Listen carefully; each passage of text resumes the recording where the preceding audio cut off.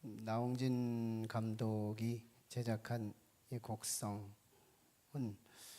어떤 외지인이 그 마을에 들어온 이후부터 원인을 알 수 없는 사망 사건들이 여기저기서 일어나요. 그래서 그 지역의 담당 경찰관 종구라는 사람이 주인공이 되는데요. 그 원인을 추적해 보려고 백방으로 노력을 하지만 원인을 알지 못하고 방황하고 있을 때 한 무명 여인이, 무명이라고 하는 여인이 종구를 찾아와서 이야기를 합니다. 근데 이 종구가 들은 척을 안 해요. 말대꾸를 하지 않고 이 여인을 무시하게 되자 이 여인은 자꾸 돌을 던져가면서 접근해 와요. 내가 목격했거든. 이 사망의 원인은 저 외지인 때문이야. 그 외지인은 형태적으로는 일본 사람이었어요.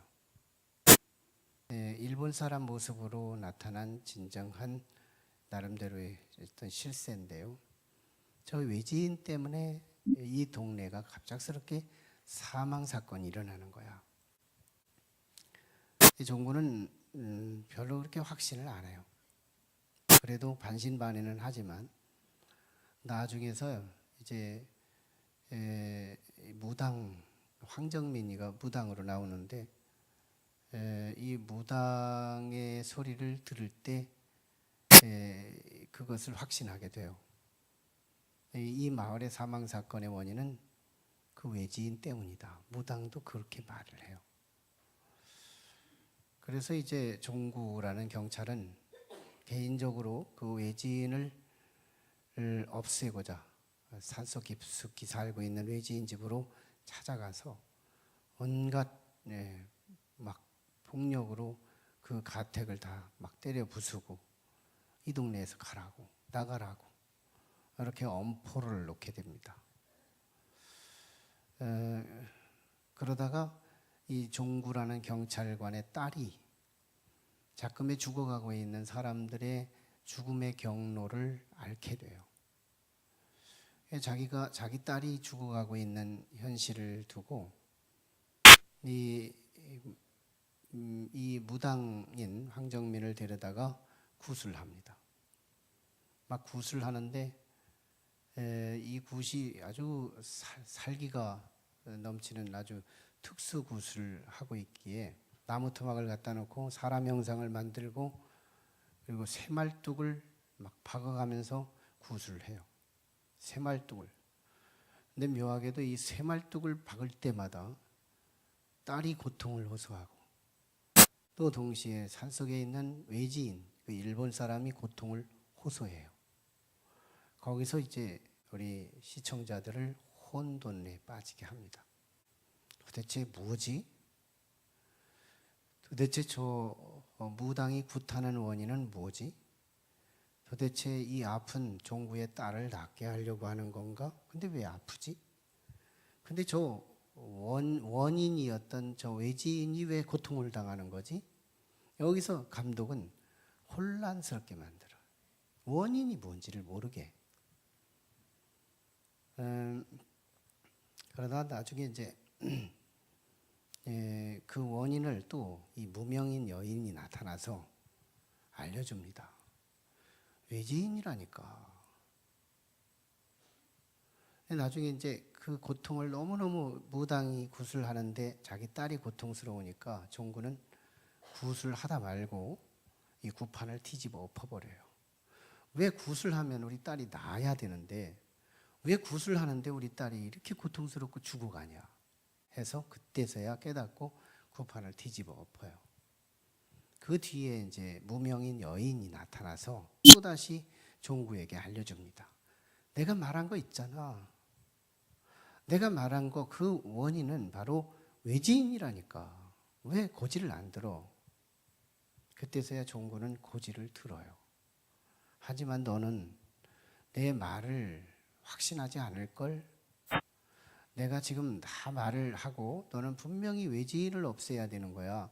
외지인을 없애고 외지인과 함께 일하는 자를 처단해야 되는데 그거 없애기 전에는 이 동네는 사망 사건이 그치지 않을 거고 네 딸은 죽을 거야.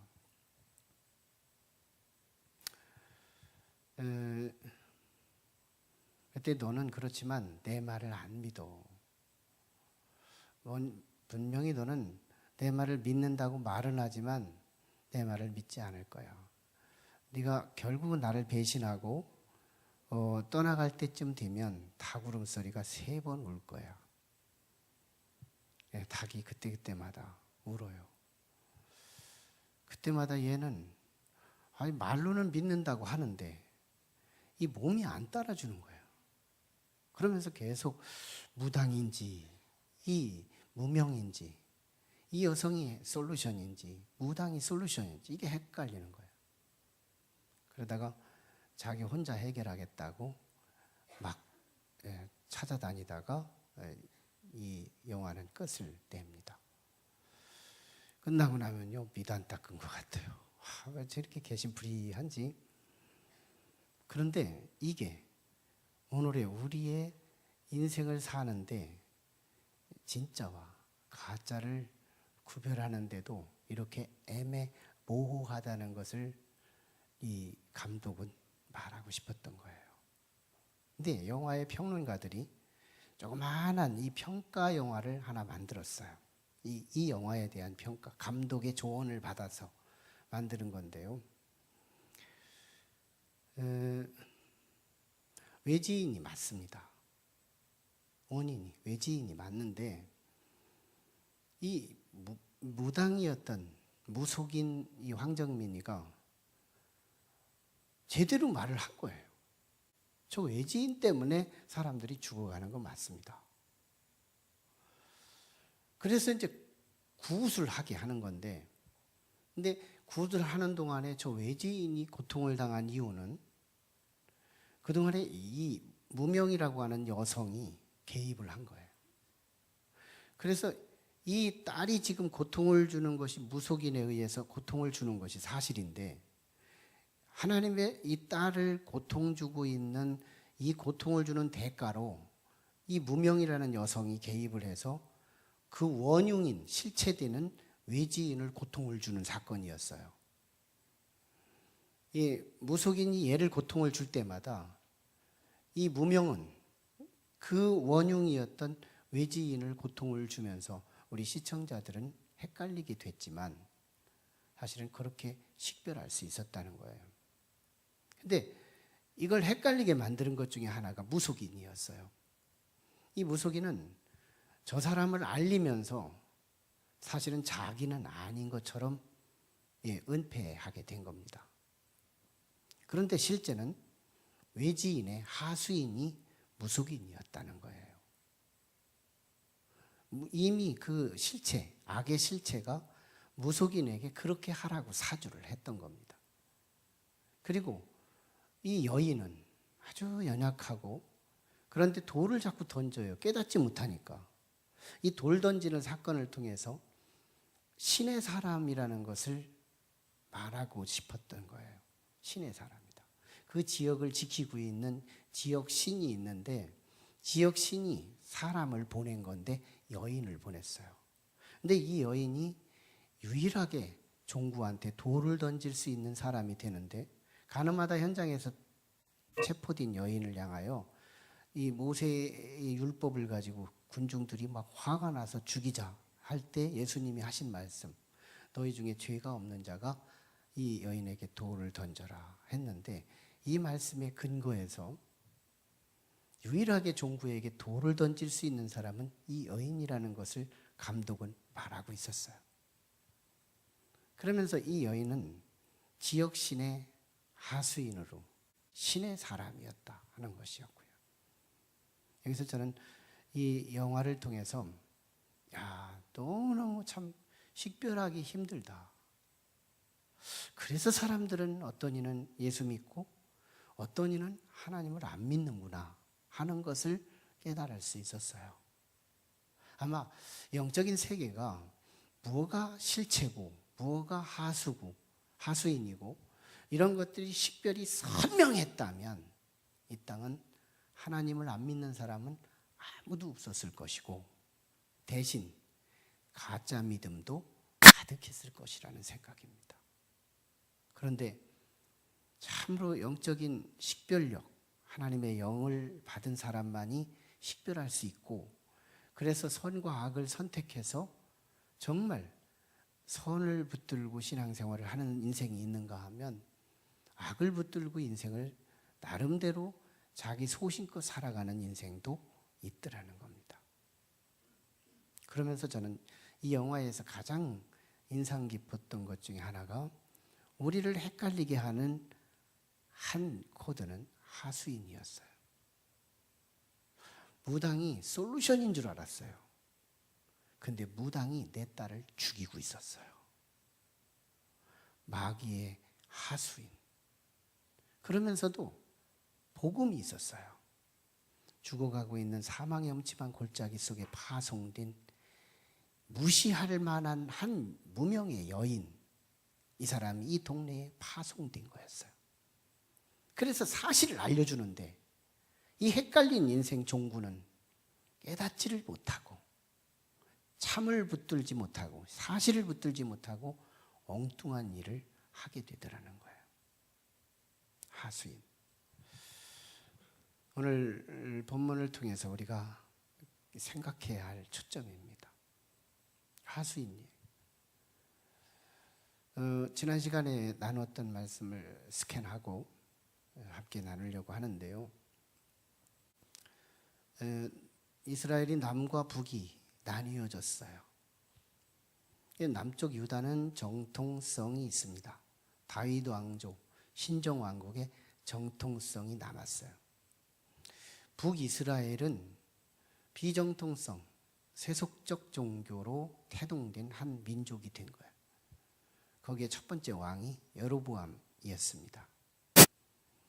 이 여로보암이 자기 정치적으로는 분리됐는데 이 종교 때문에 정치에 해를 입고 있다고 생각을 하면서 정치 이데올로기를 도입해서 종교화 정책을 새롭게 세웠던 거예요.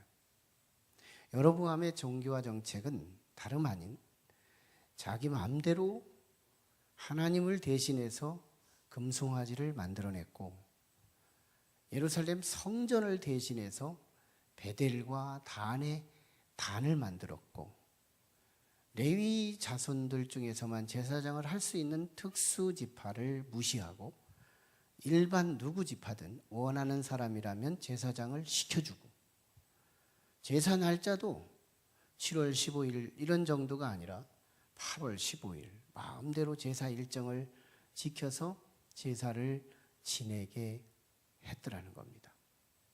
그래서 한마디로 이스라엘, 북이스라엘 10지파 백성들을 향하여 뭐 어렵게 꼭 한 제단만 섬기려고 하느냐.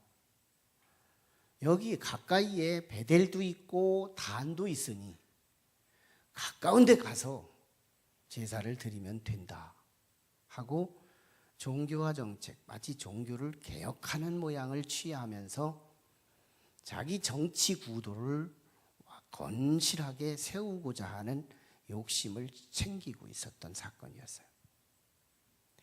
그러니까 여로보암의 최초의 길, 그 길로 앞으로 북왕조는 19명이 왕을 이어서 왕조 시대를 이끌어가는데 19명 중에서 한 명도 하나님의 뜻을 따른 왕이 없고 우상을 숭배한 왕만 19명으로 꽉 채워요. 그래서 BC 722년도에 북이스라엘은 하나님의 재앙으로, 하나님의 심판으로 아수르가 백성들을 끌고 가는 포로 역사를 시작하게 했던 거예요. 오늘 본문 이야기는 이런 얘기입니다. 그렇게 시작한 여로보암의 정책이 이제는 이 정책은 세워놨지만 북이스라엘도 하나님을 섬기던 사람들이었기 때문에 갑자기 금송아지 보고 하나님이라고 하고 예루살렘보다는 베델과 단에서 제사를 드리는데 용기가 안 나요. 이건 아니다. 이건 아니다 하면서도 선뜻 나가서 제사를 드릴 사람이 없는 거예요. 그래서 여로보암이 가시화, 종교의 가시화 정책을 세우기 위해서 자기가 직접 베델 제단에 가서 분향을 하고 떡상에 떡을 올리고 그러고 제사를 드리고 있는 거예요. 여기까지 백성들은 저항하는 사람이 아무도 없었어요. 순탄하게 여로보암 왕조는 진행되고 있었습니다. 그런데 갑작스럽게 태풍이 일어나듯이, 갑작스러운 돌풍이 일어나듯이 남쪽에서, 남왕조 유다 국가 쪽에서 어떤 무명의 하나님의 사람이 북쪽으로 오더니 베델 제단에 침투해서 갑자기 이 제단아 장차 남유다의 한 왕 요시야라는 왕이 나타날 텐데, 이 요시야 왕이 나타나면 이 제단을 회파할 것이고 여기에서 제사를 지내다가 죽은 뼈들을 가지고 여기에 제사를 지내게 될 거다. 저주를 내리게 된 거예요. 내 저주는 반드시 이루어질 텐데 이 저주가 이루어진다는 징조로 내 말이 떨어지자 이 제단은 지진이 일어나 땅이 갈라질 것이고, 지금 여로보암이 제사를 드리다 남은 재는 그 틈사기로 떨어지게 될 것이다. 이 얘기를 한 거예요. 그게 2, 3절이에요. 그랬더니 여로보암이 얼마나 화가 나겠어요. 저기 정치적인 야욕을 가지고 종교화 정책을 지금 하고 있는 건데 방해해 놓은 거잖아요. 파토를 놓은 거잖아요. 그래서 저놈 잡아라 하고 주변에 자기 사람들을 시켜서 저놈 잡으라고 소리를 쳤던 거예요. 그런데 갑작스럽게 저놈 잡으라고 내 뻗친 이 손가락을 향해서 하나님이 개입하심으로 손이 말라 거둘 수가 없는 거예요. 뻗종다리 손이 돼버린 거예요. 이거 걷어줘야 되는데 저놈 잡아라 한 이 손이 뻗어지면서 뻗어진 채로 가만히 보니까 땅이 갈라지고 있어요. 땅이 갈라졌어요. 그리고는 제가 이 선지자가 말한 것처럼 제가 그 속으로 떨어지고 있는 거예요. 그때서야 손이 뻗어진 채로 여로보암은 신기를 경험하면서 두려움을 갖기 시작해요. 두려움을 가져요. 그러자 갑작스럽게 이 하나님의 사람에게 여로보암은 사정하기 시작합니다. 이 하나님의 사람아, 너 빨리 네 하나님께 기도해서 내 손 좀 거둘 수 있게 해달라. 하나님의 사람은 하나님의 사랑을 갖고 왔기에 곧바로 이 여로보암을 향하여 기도해 줍니다. 그러므로 그 순간에 기도해 주자 이 손이 회복이 돼서 다시 자기 자리로 돌아와요. 이제 여로보암은 놀라운 신체험을 한 거예요. 징조를 봤어요. 선지자의 말을 들었고 그 말의 권위를, 땅이 갈라짐을 통해서 징조를 봤고, 그리고 제가 쏟아지는 것을 통해 징조를 또 봤고, 그리고 손이 뻗었는데 다시 회복되지 않은 것을 보면서 또 징조를 경험했고, 또 기도했더니 회복되는 것을 통해 이 징조를 또 경험하게 됐던 거예요.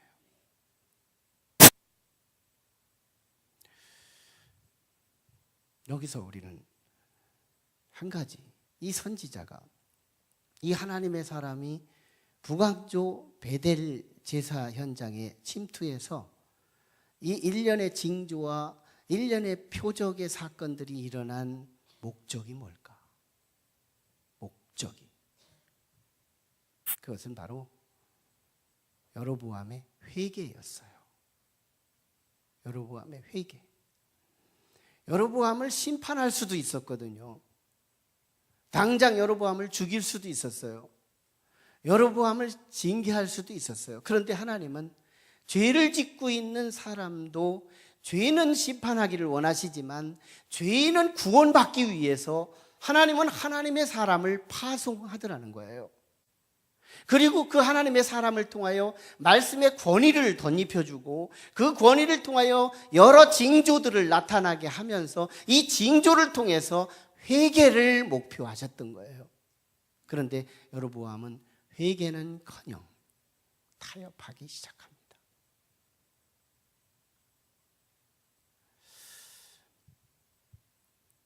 여기서 부각된 한 단어가 있는데 그게 바로 하나님의 사람이에요. 대부분 구약 성경에서 하나님의 사람, 하나님의 사람들을 어떻게 표현하느냐 하면 선지자라는 말로 표현합니다.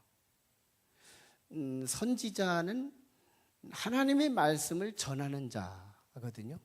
하나님의 말씀을 잘 날라다 주면 되는 거예요. 하나님의 말씀을 잘 전하면 되는 거예요. 이게 선지자예요. 근데 가끔씩은 선지자라는 대신에 하나님의 사람으로 이름을 바꿔서 표현하는 경우가 있는데 바로 그게 오늘 본문입니다. 하나님의 사람이라고 표현된 이 하나님의 사람이 오늘 본문만 해도, 앞으로도 계속되는 단어지만 오늘 본문만 해도 10절 가운데 8번이나 나오고 있어요.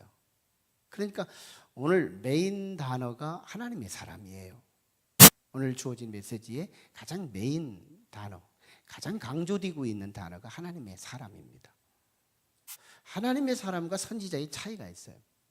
선지자는 말을 전하기만 잘하면 선지자고, 하나님의 사람은 말을 듣고 하나님의 말씀을 듣고 그 말씀을 자기가 몸으로 소화해서 말씀을 살다가 그 말씀을 살던 그가 하나님의 말씀을 알지 못하는 사람에게 전달하는 사람. 이게 말씀에 대해서 말씀의 사람이 된 거예요. 자기 몸으로도 소화돼서 말씀을 살고 그리고 말씀을 모르는 사람에게 말씀을 전하는 자. 이게 하나님의 사람이더라는 거예요. 하나님의 사람. 근데 이 하나님의 사람이 북이스라엘에 없었느냐는 거예요. 없었습니다. 이미 남북으로 갈라질 당시에 이 하나님의 사람들이 실제 하나님 사람들이 북쪽에 갔다가 남쪽으로요, 남하에서 내려와요. 왜? 종교화 정책을 보니까 이게 지 맘대로 종교화하고 있거든요. 그래서 레위 사람들이 거의 내려와요. 그리고 진짜 믿음의 양심적으로 믿음 있는 사람들이 다 내려와요. 그래서 하나님의 사람은 대부분 남쪽에 있었던 거예요. 근데 북쪽은 하나도 없어요.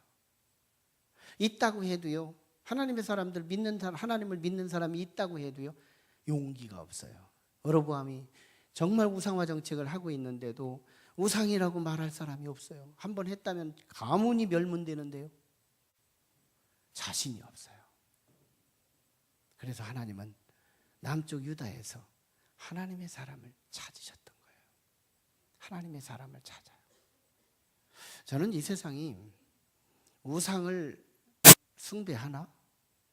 옛날 이스라엘 백성들처럼 우상이 있나? 있다고 생각해요. 교회를 접으니까 세상이 보이더라고요. 나는 교회 일꾼들을 사장님이 움직이는 줄 알았어요. 그건 너무너무 우리를 착시하게 만드는 요소예요. 사장이 움직이는 게 아니고 돈이 일꾼들을 움직여요. 나는 일꾼들이 움직이는 줄 알았어요. 그리고 담임 목사가 의지에 의해서 하는 줄 알았어요. 아니에요. 돈이 교회를 짓게 하는 거예요. 이게 사실이에요. 실체예요. 돈이 사람을 움직이더라. 돈이 움직여요. 그러므로 이 세상은요, 알든 모르든 만몬신, 돈신을 숭배하고 있어요. 하나님을 믿지 않는 한 우리는 제각기 돈신을 알든 모르든 숭배하고 있어요. 그래서 하나님은 돈신을 숭배하는 불신자들을 향하여 오늘 또 돈 때문에 거기다가 투신하고 내 헌신하고 충성하고 사는 그 현장에 하나님의 사람들을 파송하고 싶어서 어디서 하나님의 사람을 찾느냐 하면 세상에서 찾지를 않아요. 남쪽 유다에서 하나님의 사람을 찾은 것처럼 오늘 교회에서 하나님은 하나님의 사람을 찾아서 하나님을 섬기지 않는 돈신을 섬기는 세상을 향하여 그 현장에 급파하기를 원하고 계신 거예요. 저는 우리 교회의 성도들이 한 분 한 분이 하나님의 사람이 되기를 주의 이름으로 축원합니다. 선지자가 아니라 하나님의 사람으로 가득하기를 원해요. 하나님께서 너무너무 급한 거예요. 여로보암이 돈신을 숭배하고 있는 현장에 그곳에 우리가 급파하여 그곳에 가서 하나님을 증거하기를 원하시는데 우리는 여기 교회에서 일반인으로 나가는 거예요. 하나님의 음성을 듣고 일반적인 사람으로 자리를 들고 나가는 거예요.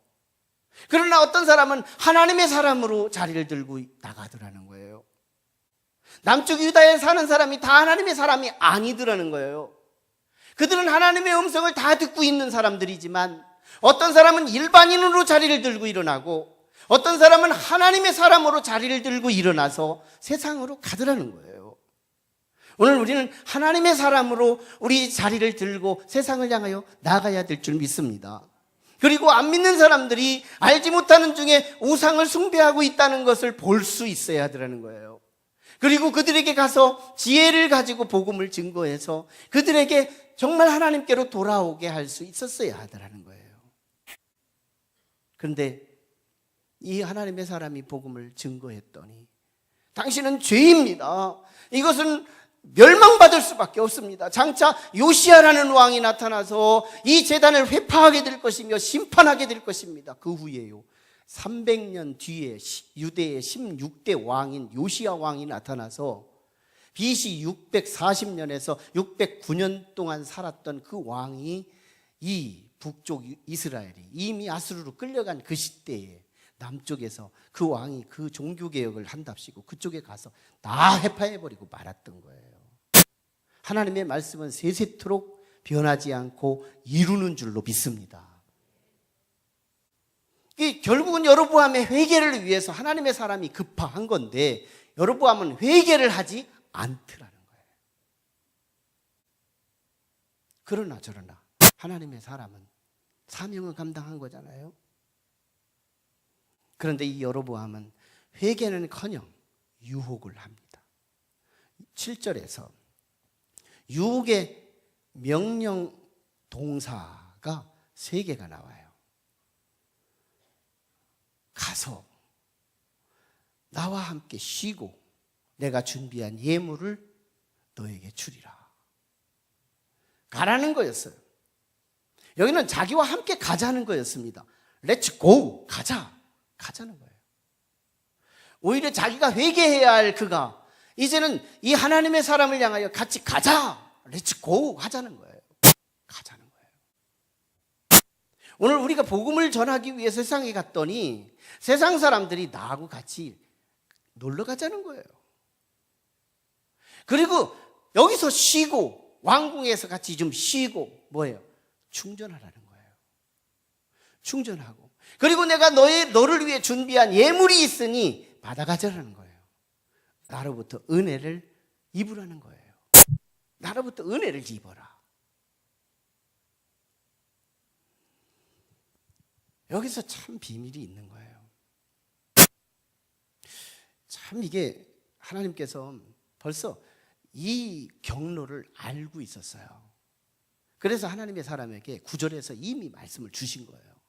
네가 북쪽에 가서 복음을 전할 때 그 사람들이 주는 떡 먹지 말아라. 그 사람들이 주는 물 마시지 말아라. 그 사람들과 함께 동행하지 말아라. 갔던 길로 다시 오지 말고 다른 길로 돌아와라.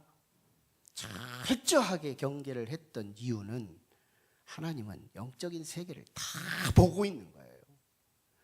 오디오로 듣고 있고 비디오로 보고 있고 3D로 보고 있고 4D로 보고 있어요. 다 보고 있는 거예요. 그래서 미리 백신으로 말씀을 주신 거였어요. 그들이 주는 떡 먹지 마, 그들이 주는 물 마시지 마, 그들이 가는 길을 가지 말라 하고 경계를 하고 말씀을 주셨던 거예요. 저도요. 어떤 분이 교회를 다니다가 갑자기 시험에 들었어요. 안 나오는 거예요. 뭐가 싫고 뭐가 나쁘고 막 불평불만이 막 굉장히 많은 거예요. 사이드로 들려오는 소리를 들으니까. 그래서 믿음이 좋은 권사님 한 분을 급파했어요. 이분은 이제 자신했어요. 제가 나하고 너무너무 교감이 가깝고 그러니 믿음도 좋겠다. 나름대로 충분히 저승사자에 끌려가는 입에서 그 양 한 마리를 끄집어내 올 거라는 확신을 가지고 파송을 보냈어요. 그랬더니 갔다 오더니 그 양반이 교회를 안 와. 이야, 참 신기하다. 아니 도대체 왜 그런 거지? 그랬더니 이분이 시험 들었어요. 그리고 만나려고를 안 해요. 참 묘하잖아요. 가서 그 얘기를 들어보니까 그 얘기가 딱 맞는 거예요. 그래, 나도 그거 공감된다. 그러지 않으면 나도 그렇게 대우를 받았던 것 같은데 하고 그가 시험 들었어요. 나중에 특별 비상기도를 하면서 그 두 분들 다 건져오기는 했어요. 다 돌아왔거든요. 정말 간절히 매달리고 그 영혼을 사랑하면서 접근하면 난 다윗이 사자의 입에서 양 한 마리를 끄집어 나왔다는 이 심정과 이 경험을 이해할 수 있어요.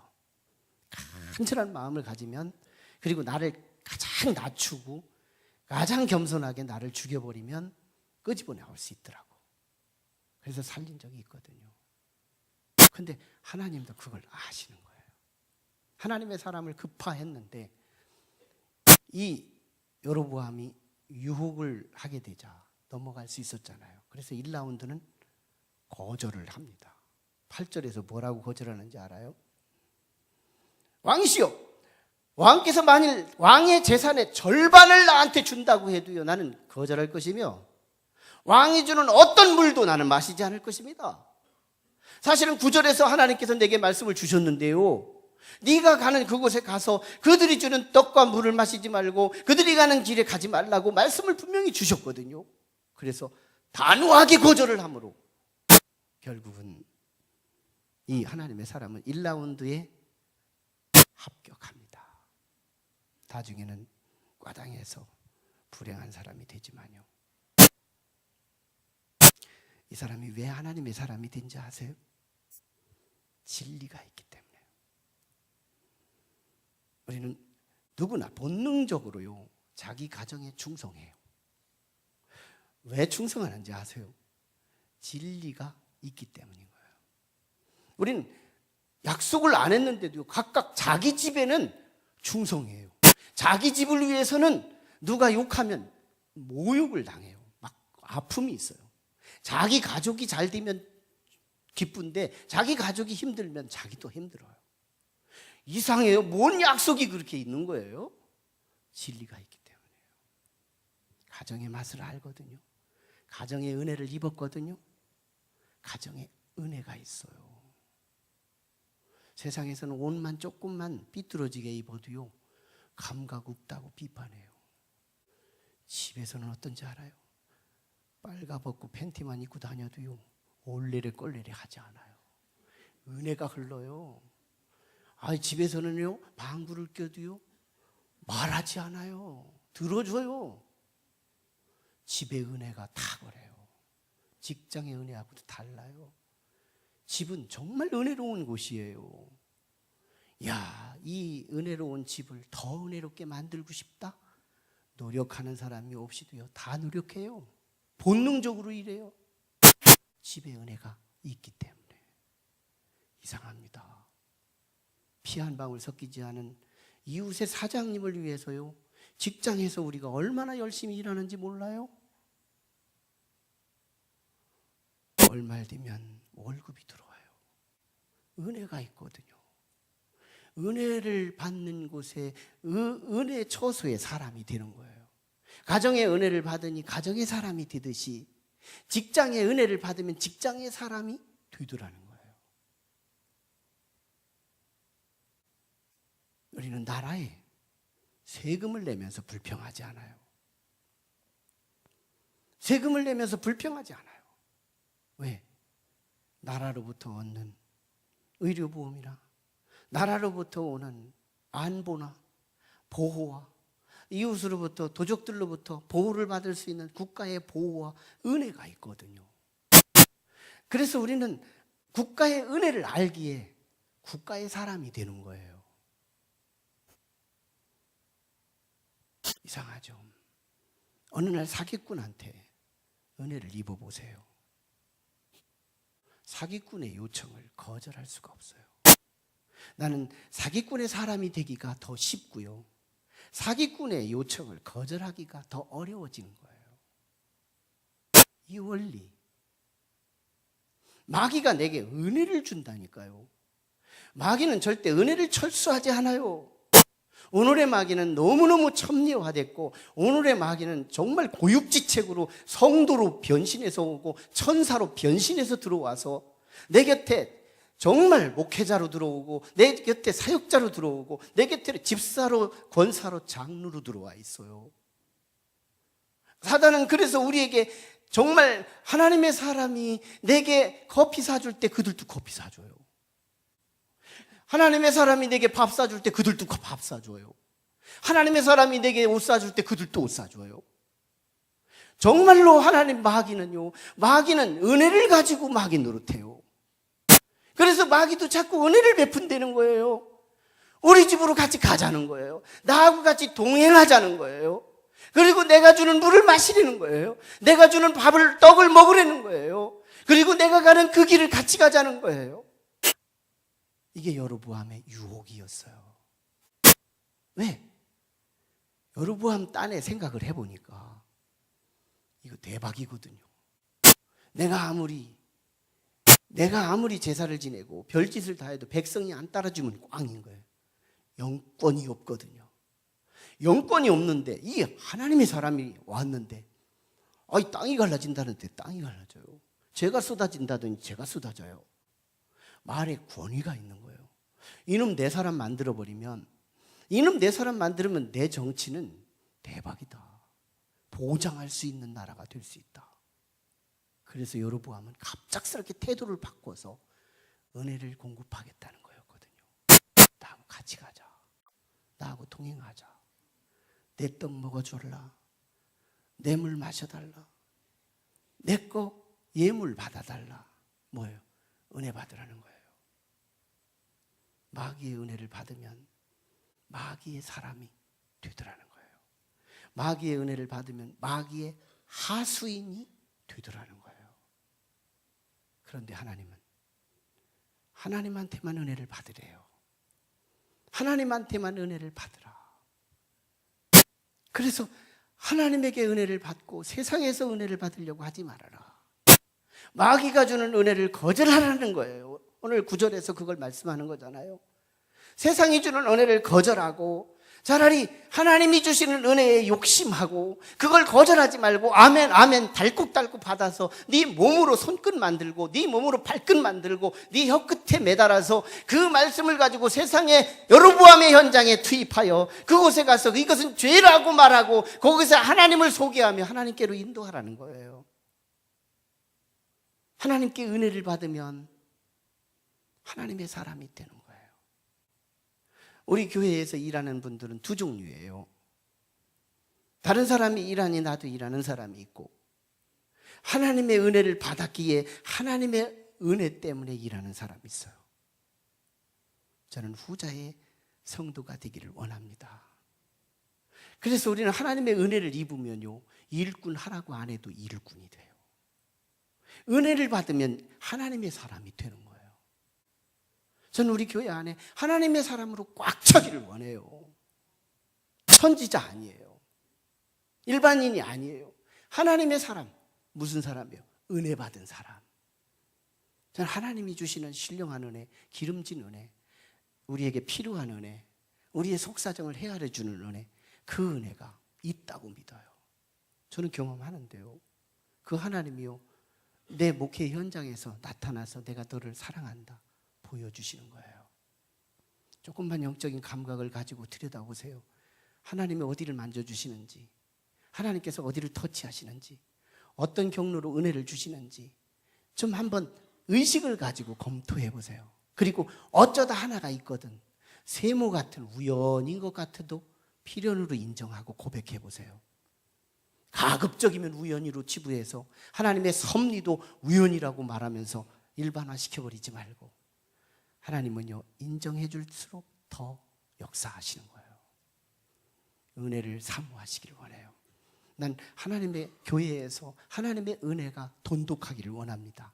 그 은혜가 수북하기를 원해요. 마시는 은혜, 먹는 은혜, 동행의 은혜, 이 은혜가 가득하면 저는 이 교회 안에 하나님의 사람으로 가득하고요. 이것 좀 해주세요. 유치부 교사 해주세요. 유년부 교사 해주세요. 전도, 수요전도에 와주세요. 월요 중부기도에 와주세요. 나 이런 광고가 사실은 은혜가 안 된다. 정말 너무너무 말을 못 깨닫기 때문에 사실은 광고도 하는 거지만, 하나님의 은혜를 받으면 내가 어디 가서 일할까? 어디 가서 내가 대들보 역할, 내가 기둥 역할을 할 수 있을까? 하나님의 사람이, 난 은혜 받은 곳을 향하여 충성하는 진리, 세상의 은혜를 거절할 줄 아는 예수 그리스도가 그러셨습니다. 옛날에 모세가 그랬죠. 그래서 성경은 모세 보고 하나님의 사람이라고 표현해요. 선지자라고 말하지 않아요. 옛날에 다윗에게요, 선지자라고 표현하지 않고 하나님의 사람이라고 표현했어요. 성경은 하나님의 사람으로 표현된 사람들이 있어요. 예수 그리스도가 하나님의 사람의 1호입니다. 예수님은 하늘의 은혜를 다 가지고 내려왔어요. 그래서 3년 반 동안 이 땅에 그 은혜를 다 뿌려요. 다 뿌려요. 소경된 자를 눈뜨게 하고, 안전뱅이를 일으키고, 38년 뛴 중풍 환자를 치유하고, 정말 혈루증을 멈추게 하고, 죽은 자를 살게 하고, 무식한 사람들을 참 지식으로 채워주고, 영적으로 눌린 자들을 자유해주고, 그러가면 다 하늘의 은혜를 갖다 다 쏟아부어요. 그리고 세상이 예수를 향하여 뭐라고 대우를 했느냐 하면 십자가로 대우를 해줬어요. 예수님을 향하여 그 어마어마한 은혜를 퍼부어다 부었는데, 그 장작 하나님의 사람에게 십자가로 대우해 준 것이 저 십자가 사건이에요. 예수님을 향하여, 그 은혜를 부은 예수님을 향하여 우리는 저 십자가로 예수님을 대우한 거예요. 그러나 예수님은 원망하지 않습니다. 먹은 게 없거든요. 예수님은 마신 게 없거든요. 그래서 마귀에게 하수인 역할을 하지 않아도 되는 유일하신 그리스도가 되신 거예요. 그분은 그래서 부활의 첫 증인이 된 것이죠. 부활의 첫 인물이 된 거예요. 그리고 그 부활체로 영원한 복락 하나님 우편에 계셔서 지금 우리를 향하여 영원한 왕으로 부임하신 줄로 믿습니다. 오늘 이제는 그 예수 그리스도의 그 길을 따라서 오늘 우리는 교회 안에서 하나님의 은혜를 사모하는 우리가 되기를 원합니다. 내가 남을 구원시키고 나는 지옥 갈 수 있다는 거예요. 다른 사람을 구원시키고 나는 정작 멸망받을 수 있다는 거예요. 이 하나님의 사람은 1라운드는 성공했어요. 그 성공이 우리의 성공이 되기를 주의 이름으로 축원합니다. 기도하시죠. 함께 같이 기도하실 때, 하나님, 오늘 내가 하나님의 사람이 되기를 원합니다. 일반 사람으로 일어나지 않기 원합니다. 말씀을 들으면 말씀의 한 조각이라도 내 속에, 내 손끝으로 영양분이 들어가게 하고 내 발끝으로 심겨져서 하나님의 사람으로 입술로 발산되고 눈빛으로 얼굴로 하나님의 사람으로 일어나기를 원합니다. 그래서 하나님을 모르고 만몬신을 섬기는 세상을 향하여 가서 복음을 한마디라도 증거하고 돌아오는, 그래서 그들이 주는 은혜를 하나님이 주는 은혜보다 더 넘쳐나지 않도록 차라리 거절할 줄 알고, 세상이 주는 은혜가 하나님이 주는 은혜보다 더 넘쳐나지 않도록 하나님, 내게 하나님이 주시는 은혜가 넘치기를 원합니다. 하나님이 주시는 은혜 사모합니다. 하나님, 내게 은혜를 주시옵소서.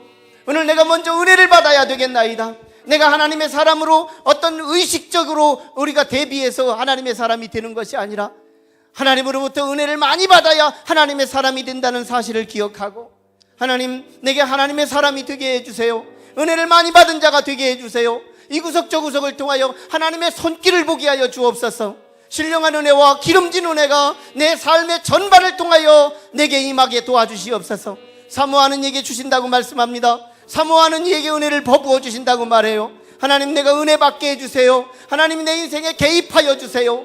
오직 하나님의 은혜. 그래서 나는 하나님의 사람으로 일어나겠습니다. 하나님의 일꾼으로 일어나겠습니다. 하나님의 심부름꾼으로, 하나님의 하수인으로 일어나겠습니다.